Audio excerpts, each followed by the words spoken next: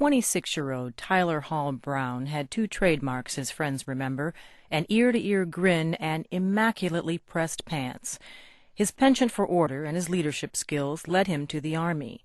There he became a first lieutenant with the 9th Infantry Regiment of the 2nd Infantry Division. He'd been in Iraq only 2 weeks when he was gunned down by a sniper on September 14th. Lieutenant Brown was from Atlanta. Emily Kopp of Georgia Public Broadcasting spoke with some of his family and his friends. In this sparsely decorated bachelor's pad in Midtown Atlanta, sound bounces off bare wood floors.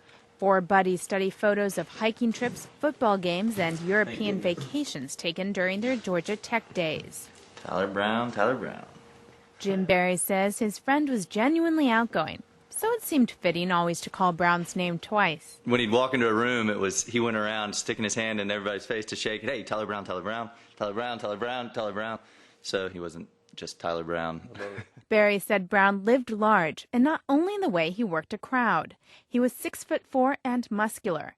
At Georgia Tech, he joined ROTC, became student body president, and the social chair of his fraternity, Kappa Alpha. Everything he did full out, from running his campaign to teaching etiquette to his fraternity brothers. One of them was David Brown, who is not related to Tyler.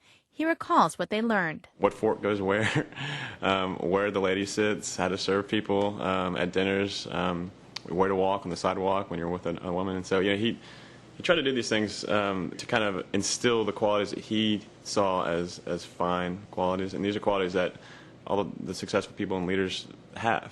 Brown was the youngest of 3 children. His mother, Sally, says being a gentleman came easily to him. He had to grow up watching us at the dinner table at night, having what we call party manners and things like that. So I think it was just a natural way for him. It wasn't having to make him do any of that. He liked it. People speculate about what Brown's future could have been like. His friends say his outgoing personality and sense of propriety made him an ideal politician.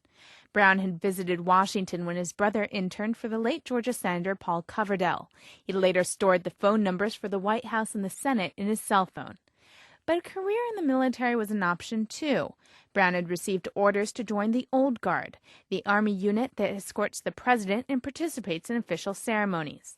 Brent Brown is Tyler's brother. He loved politics. He was a leader. He loved the Army. And that was the culmination of complete order, complete respect, complete the foundation of what he liked. And his father, Kerry, says Brown would have thrived in a place filled with formality and tradition.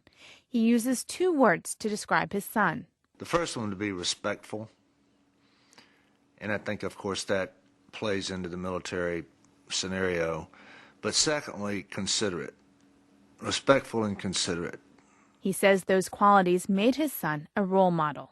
He truly was the finest young man that I ever knew, to the point that I would look at Tyler and say, I want to be just like my son. Brown will be buried with full military honors at Arlington National Cemetery. For NPR News, I'm Emily Kopp in Atlanta.